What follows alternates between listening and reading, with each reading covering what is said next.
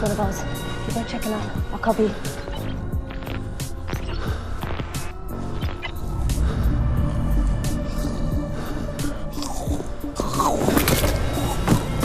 Check him out.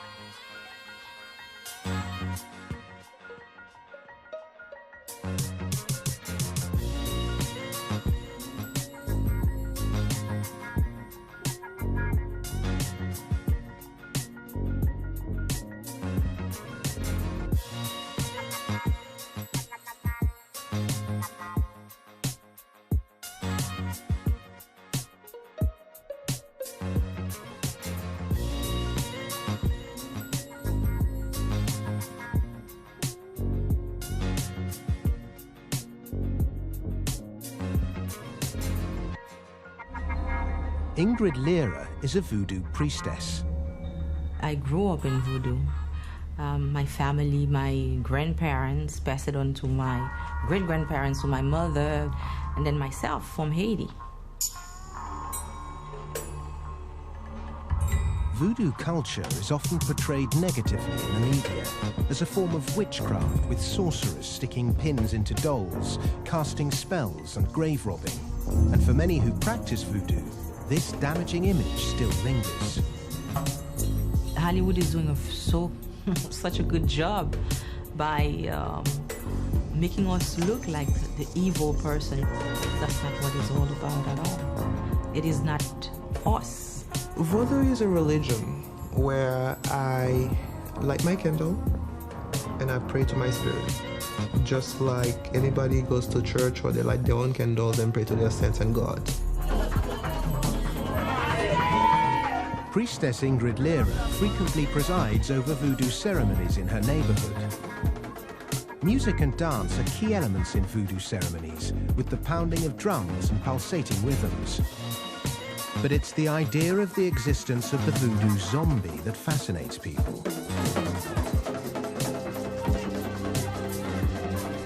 It is a very difficult, the zombie is very taboo, and a lot of voodooism would probably say that I don't want to talk about that, or it is not voodoo. But myself as a voodooism, yes, it does exist.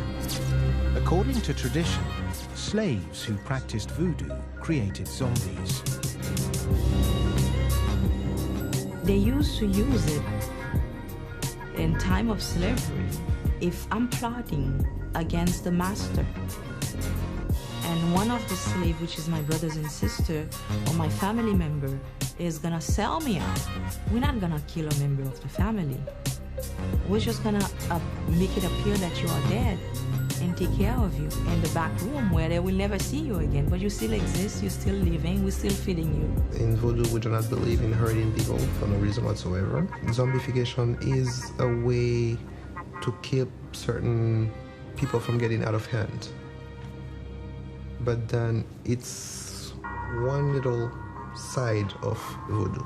I wish that it is true that for me just to snap my finger and turn somebody into a zombie, but unfortunately it is not done that way. You have to have knowledge and you have to know how to do it.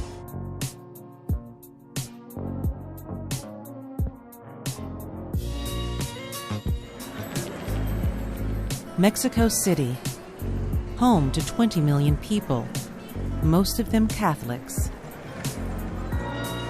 The church forbids any dealings with witchcraft, saying it's the work of the devil. But for many Mexicans, the allure of magic, both good and evil, is irresistible. This is Wilfred Dorison, a dead man who is still alive.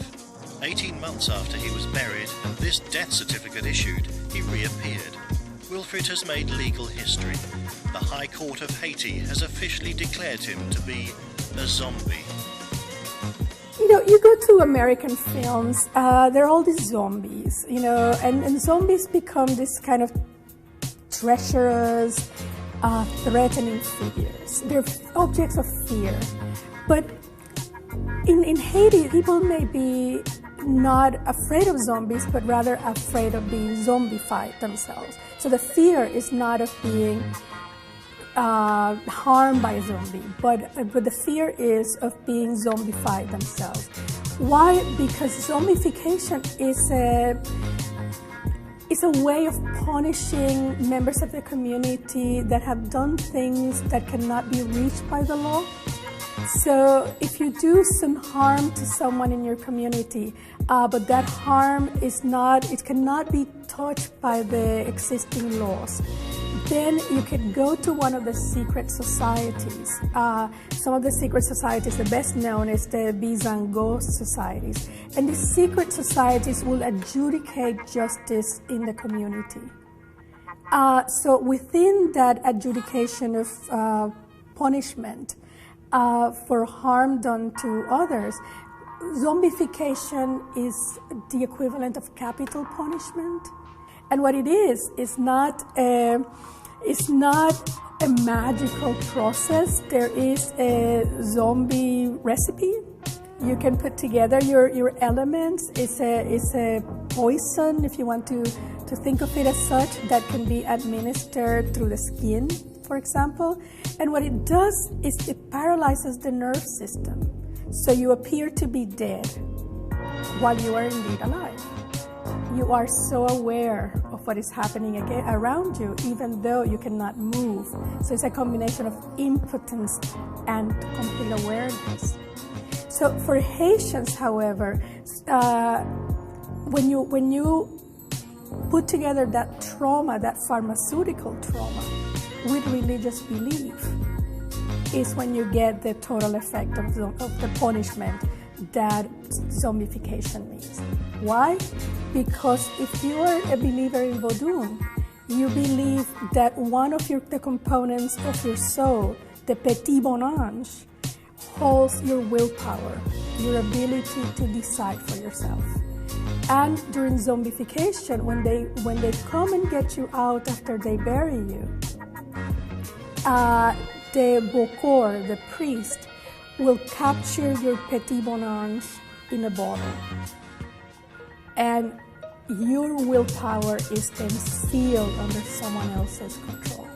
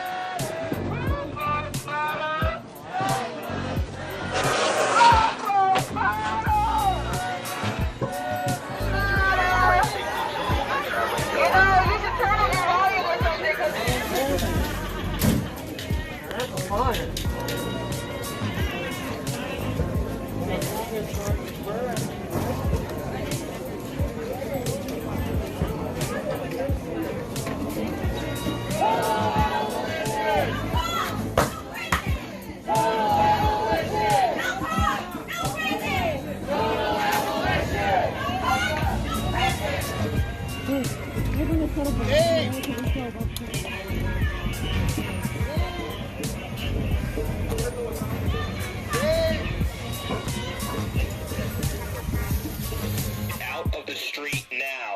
Officers are taking lawful action. Get onto the sidewalk now. Remain on the sidewalk. Get out of the street now. Officers are taking lawful action.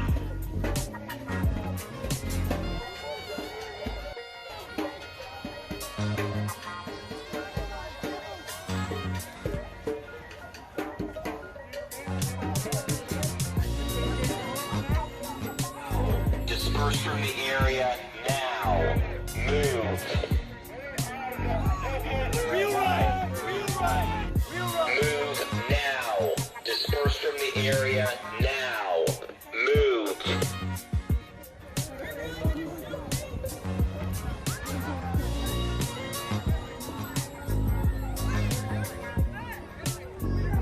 Move now. Disperse from the area now.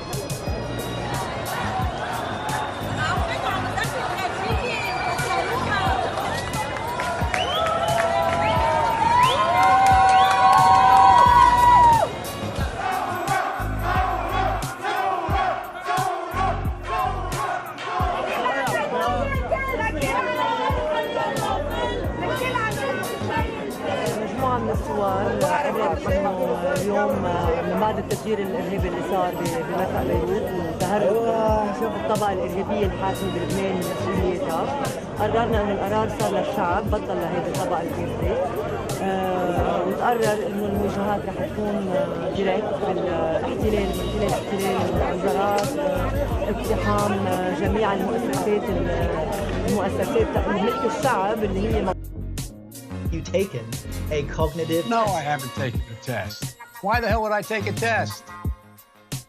Come on, man. There can be plenty of time. And by the way, as I joke with him, you know, I shouldn't say it. I'm going to say something I probably shouldn't say.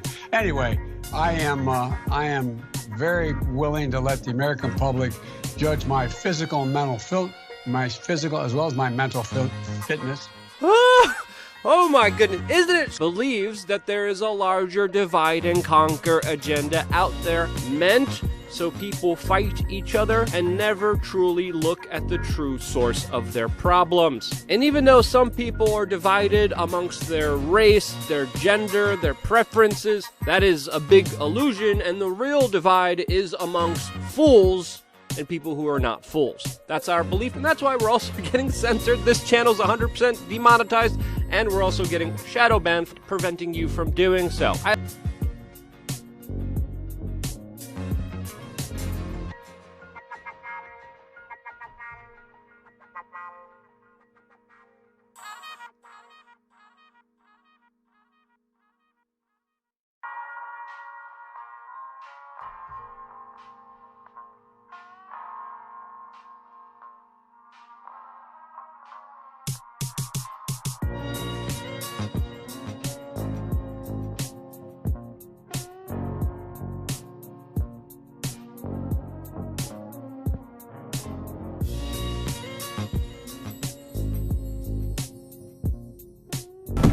Check him out. Take the ammo. What we got?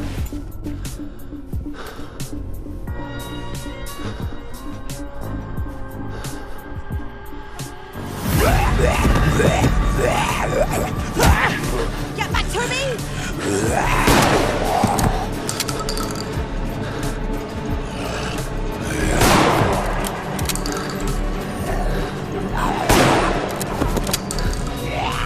Shit, let's go!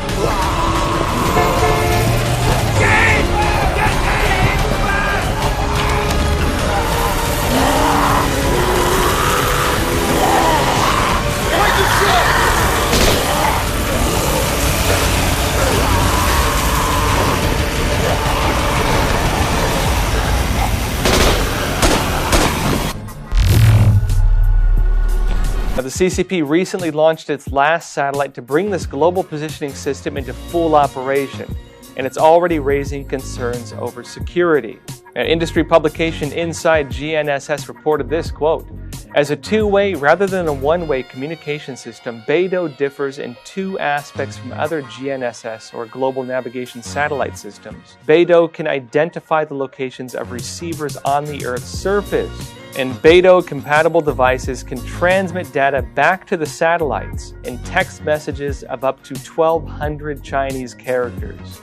Now, it states the two-way communication system can track people by their cell phones and can also be used in cyber attacks. It also cites a 2017 US government report which states this, quote, BeiDou could pose a security risk by allowing China's government to track users of the system by deploying malware transmitted through either its navigation signal or messaging function via a satellite communication channel, once the technology is in widespread use. Now, this also raises additional concerns when it comes to military conflict. Many modern navigation targeting systems use GPS, and the United States offers global access relatively to the GPS network. If China or another hostile nation were to start a war against America, however, or one of its allies, they could be cut off from the network, which could disable crucial military systems of those countries. Now that the CCP has a GPS replacement, however, which it's also providing to US adversaries, it has created a workaround to this issue.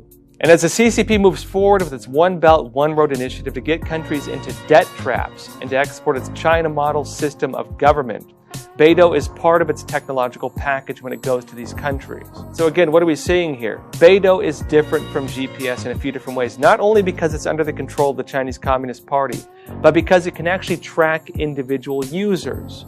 It not only lets you, say, for example, see where you're located, it is a way for the CCP to monitor where you are located. And it can also send messages to your phone and also transmits data from your phone or from your device back to the CCP, up to, again, 1,200 Chinese characters. And there's a few additional points to this BeiDou navigation system. The Chinese Communist Party found an interesting way of selling it to the world, which is BeiDou also uses GPS. It still siphons information from, for example, the US system. It works in sync with the US system. But if the Chinese Communist Party were ever cut off from GPS, it could easily separate itself from that.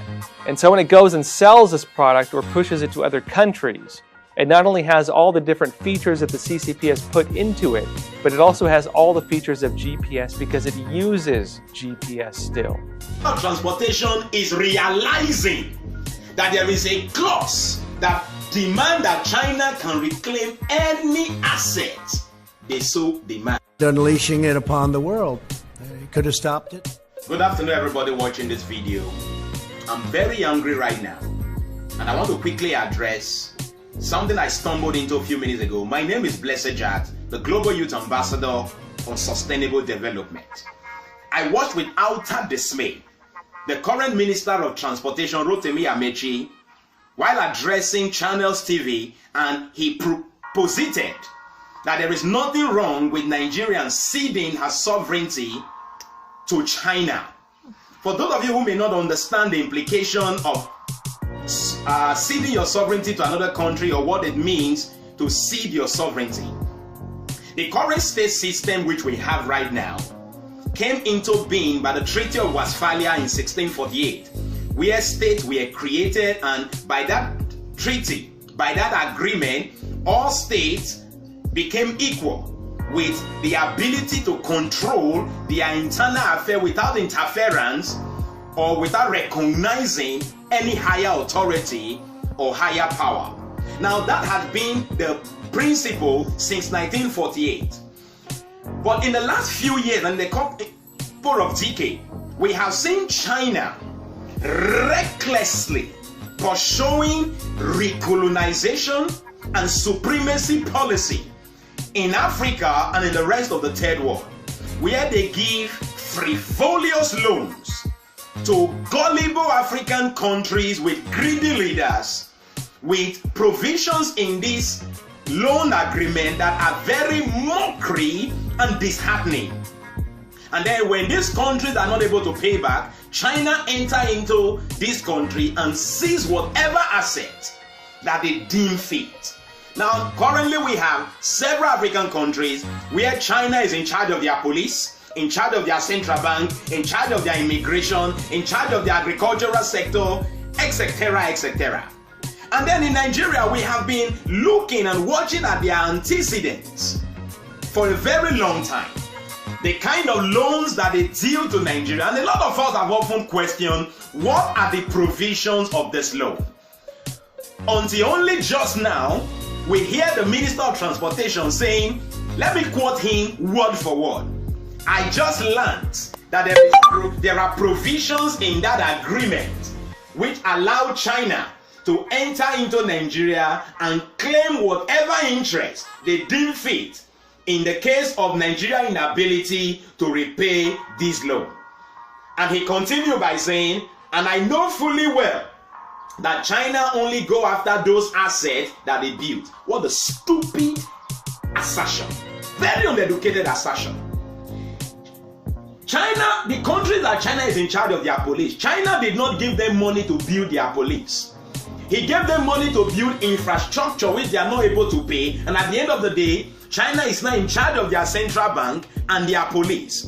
And you are telling us that there is a provision in the agreement with China which allowed China to come into Nigeria and demand whatever assets that they deem fit if Nigeria is not able to pay. Let me also help those of you watching to understand my anger. There's what we call sabotage and espionage in international relations. With a large number of unaccounted Chinese in Nigeria, in practically every part of Nigeria, it is very easy to sabotage Nigerian assets in such a way that the facilities that are built with this frivolous loan, Nigeria will even be unable to pay back, so that China can enter Nigeria and claim whichever asset which they deem fit. That is my worry. Now, when we have a group of political leaders who are certificate forgers, who do not know what it means to genuinely go through the university, and they look at the rest of us that suffered to go through school, and they make us look stupid. They make education look very useless. Rotimi Amechi is claimed to have graduated from the University of Port Harcourt, and he studied English and literature. What did Rotimi Amechi knows about international relations for you to tell Nigeria that there is nothing wrong with ceding our sovereignty to China? I'll tell you what these politicians are doing. In order to score cheap political points, may they say we they work, you are mortgaging the future of unborn children just to score political points. Now look at another very stupid statement that the minister made. The House of Reps should tell us how we'll get the money to build this facility if we don't collect this loan. Are you kidding me? Where are all the loot that are being recovered? Where are all the oils you people are selling?